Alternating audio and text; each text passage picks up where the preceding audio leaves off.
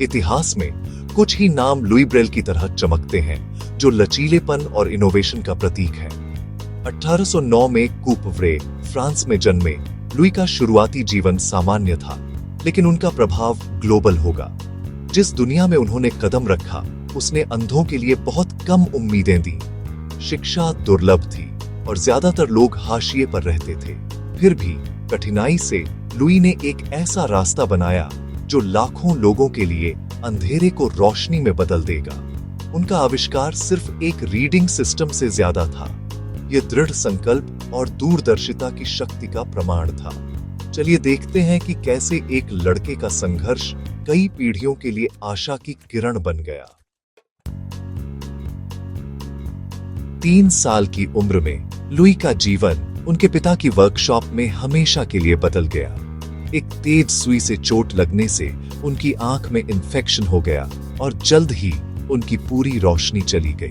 5 साल की उम्र तक लुई अंधे हो गए। उन्हें अंधेरे और अनजान चुनौतियों की दुनिया में जीना पड़ा। छोटी छोटी खुशियां भी बाधाएं बन गईं और अकेलापन उनके भविष्य को तय करने लगा। लेकिन बचपन में भी लुई का हौसला नहीं टूटा। उन्होंने खुद को ढाला, सीखा और अपनी अंधता से सीमित होने से इनकार कर दिया। इस कठिनाई ने उनके दृढ़ संकल्प के बीज बोए। उनके आसपास का अंधेरा जल्द ही ज्ञान और जुड़ाव के लिए जीवन भर की खोज को जगाएगा।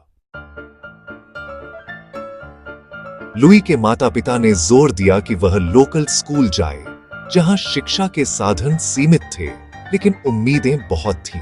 गांव के स्कूल में लुई को अपने साथियों के साथ बैठकर पढ़ाई करनी थी, जबकि उसकी दृष्टिहीनता उसे बाकी बच्चों से अलग बनाती थी। वहां उन्होंने सुनकर और याद करके अच्छा प्रदर्शन किया।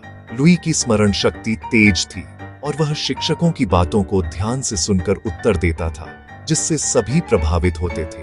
लेकिन मौखिक सीखने की सीमाएं थीं। किताबें और लेखन पहुंच से बाहर रहे।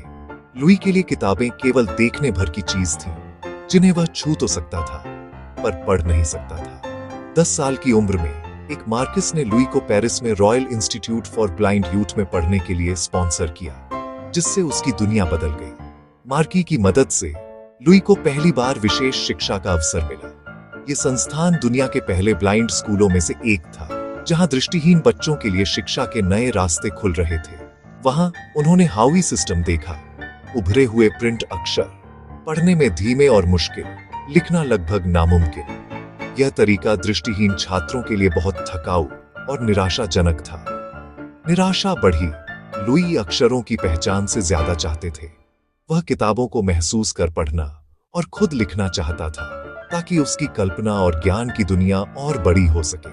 उन्हें सच्ची साक्षरता की लालसा थी।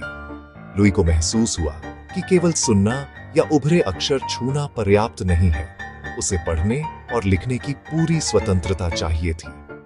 उन्हें एहसास हुआ कि अंधों को स्पर्श के लिए डिजाइन किए गए सिस्टम की जरूरत थी, जिससे वे बिना किसी बाधा के पढ़ और लिख सकें, न कि प्रिंट की खराब नकल की।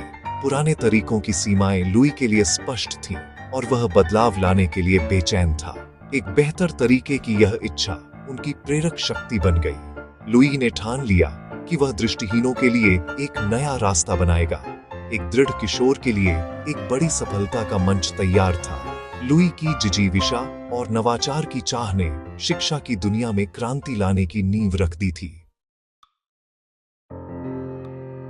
प्रेरणा तब मिली जब चार्ल्स बार्बियर ने नाइट राइटिंग पेश की, सैनिकों के लिए उभरे हुए डॉट्स का एक कोड। बार्बियर का सिस्टम बहुत कॉम्प्लेक्स था, लेकिन इसने 12 साल के लुई में एक विचार जगाया। उन्होंने स्पर्शनीय डॉट्स में संभावना देखी, न कि आवाजों के रूप में, बल्कि एक सच्चे अल्फाबेट के रूप में। 3 साल तक लुई ने एक्सपेरिमेंट किए, इस कॉन्सेप्ट को 6 डॉट सेल में सुधारते हुए, जो उंगली के सिरे के लिए काफी छोटा था।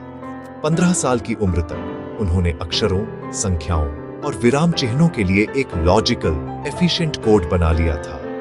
उनका सिस्टम सीखने में आसान, पढ़ने में तेज था और इसे एक साधारण स्लेट और स्टाइलस से लिखा जा सकता था।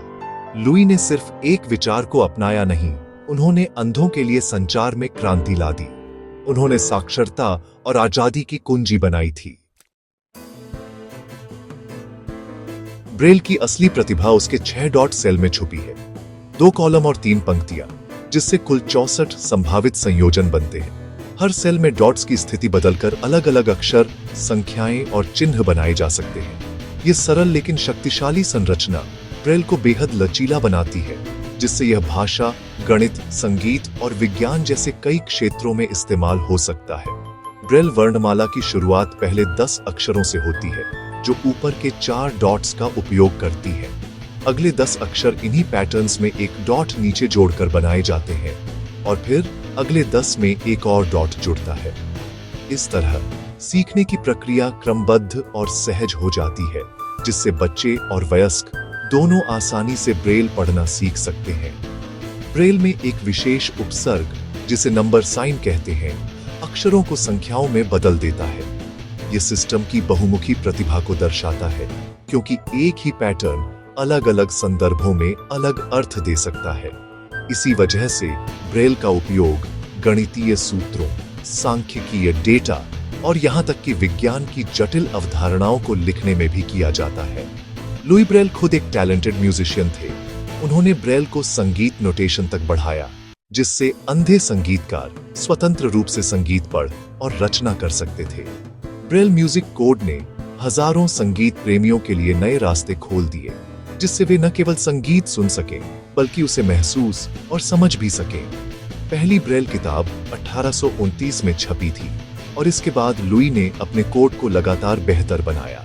उन्होंने साहित्य, गणित और संगीत के लिए अलग अलग प्रतीकों और शॉर्टकट्स जोड़े, जिससे ब्रेल और भी व्यावहारिक और उपयोगी बन गया।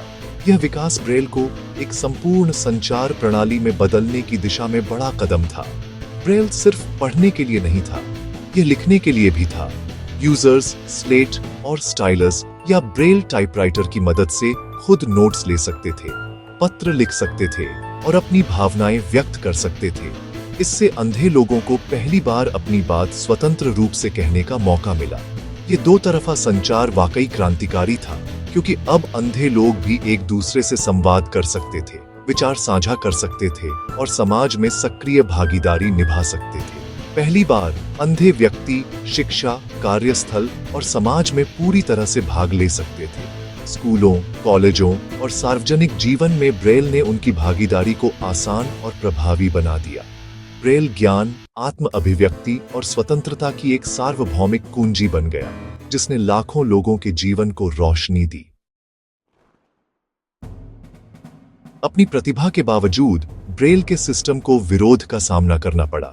यहाँ तक कि उनके अपने स्कूल में भी एडमिनिस्ट्रेटर्स को कंट्रोल खोने का डर था और उन्होंने ब्रेल पर बैन लगा दिया। छात्रों को पुराने इनएफिशिएंट तरीकों पर लौटने के लिए मजबूर किया। फिर भी छात्र चुपके से ब्रेल का उपयोग करते थे, इसकी प्रभावशीलता से आकर्षित होकर। लुई, हालांकि बीमार और अनजाने में, कभी भी अपने कोड को पढ़ाना और उसकी वकालत करना बंद नहीं किया। वर्षों के गुप्त उपयोग और पब्लिक डेमोन्स्ट्रेशन के बाद ही अधिकारियों ने हार मानी।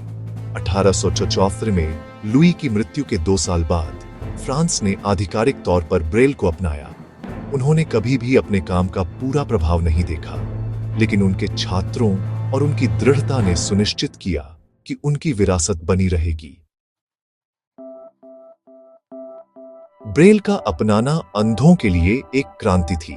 यह सिर्फ एक नई लिपि नहीं थी, बल्कि एक नई दुनिया के दरवाजे खोलने वाली चाबी थी। पहली बार दृष्टिबाधित लोग भी पढ़ने लिखने की स्वतंत्रता का अनुभव कर सकते थे। पहली बार वे स्वतंत्र रूप से पढ़ सकते थे, साहित्य, विज्ञान और इतिहास को अनलॉक कर सकते थे। किताबें अब केवल देखने वालों के लिए नहीं थीं। ब्रेल ने ज्ञान को सबके लिए सुलभ बना दिया। शिक्षा बदल गई। छात्र नोट्स ले सकते थे, पाठ्य पुस्तकें पढ़ सकते थे और ऐसे करियर बना सकते थे जिनकी पहले कल्पना भी नहीं की जा सकती थी। ब्रेल ने उन्हें आत्मनिर्भर बनने और अपने सपनों को साकार करने का अवसर दिया। ब्रेल ने निजी संचार, सुरक्षित लेबलिंग और संगीत और गेम्स तक पहुंच को सक्षम किया। अब वे अपने घर के सामान को पहचान सकते थे, संगीत की धुनें पढ़ सकते थे और दोस्तों के साथ खेलों का आनंद ले सकते थे। इसने स्वायत्तता, गरिमा और अपनेपन की भावना को बढ़ावा दिया। ब्रेल ने उन्हें रोजमर्रा की जिंदगी में आत्मविश्वास से आगे बढ़ने की ताकत दी। मनोवैज्ञानिक प्रभाव गहरा था। ब्रेल ने रूढ़ियों को तोड़ दिया और व्यक्तियों को अपनी क्षमता से खुद को परिभाषित करने के लिए सशक्त बनाया, न कि विकलांगता से। इससे आत्मसम्मान और समाज में भागीदारी की भावना मजबूत हुई। इसने स्पर्श से जुड़ा एक ग्लोबल समुदाय बनाया। अलग अलग देशों और संस्कृतियों के लोग ब्रेल के माध्यम से एक दूसरे से जुड़ सके। लुई ब्रेल का आविष्कार सिर्फ एक कोड नहीं था, यह आजादी और आत्म मूल्य का एक साधन था। आज डिजिटल युग में भी ब्रेल तकनीक के साथ आगे बढ़ रहा है, जिससे नई संभावनाएं खुल रही हैं। इसने जीवन बदल दिए, ऐसे दरवाजे खोले जो लंबे समय से बंद थे। ब्रेल ने न केवल दृष्टिबाधितों को सशक्त किया, बल्कि समाज को भी समावेशिता और समानता का नया अर्थ दिया। ब्रेल की विरासत ग्लोबल है। उनका सिस्टम लगभग हर भाषा के अनुकूल हो गया। दुनिया भर में ब्लाइंड समुदाय को एकजुट कर रहा है। 6 डॉट कोड स्टैंडर्ड बना हुआ है, टेक्नोलॉजी के साथ विकसित हो रहा है। पर्किंस ब्रेलर और डिजिटल ब्रेल डिस्प्ले जैसे डिवाइस ने पढ़ने और लिखने को तेज और ज्यादा सुलभ बना दिया है। ब्रेल के सिद्धांतों ने यूनिवर्सल डिजाइन को प्रेरित किया, सभी के लिए सहायक टेक्नोलॉजी को आकार दिया। उनके अवशेष पैंथियॉन में रखे गए हैं और उनका बचपन का घर एक म्यूजियम है। विश्व ब्रेल दिवस उनके स्थायी प्रभाव का सम्मान करता है। लुई ब्रेल का नाम सशक्तिकरण और इनोवेशन का एक जीवित प्रतीक है। लुई ब्रेल का जीवन दृढ़ता और दूरदर्शिता की शक्ति का प्रमाण है। उन्होंने व्यक्तिगत त्रासदी को अच्छाई की शक्ति में बदल दिया, अपनी अंधता को खुद को परिभाषित करने से इनकार कर दिया। ज्ञान की उनकी अथक खोज ने एक ऐसे सिस्टम को जन्म दिया जिसने लाखों लोगों को सशक्त बनाया। ब्रेल की यात्रा हमें याद दिलाती है कि सच्चा बदलाव लचीलेपन और अपने विचारों में विश्वास की मांग करता है। उन्होंने अपनी चोट के एक उपकरण सुई को मुक्ति के एक साधन में बदल दिया। उनकी कहानी हमें चुनौतियों को दूसरों की मदद करने और दुनिया को ज्यादा सुलभ बनाने के अवसरों के रूप में देखने के लिए प्रेरित करती है। लुई ब्रेल की विरासत आशा की एक किरण है जो आने वाली पीढ़ियों के लिए रास्ता रोशन करती है।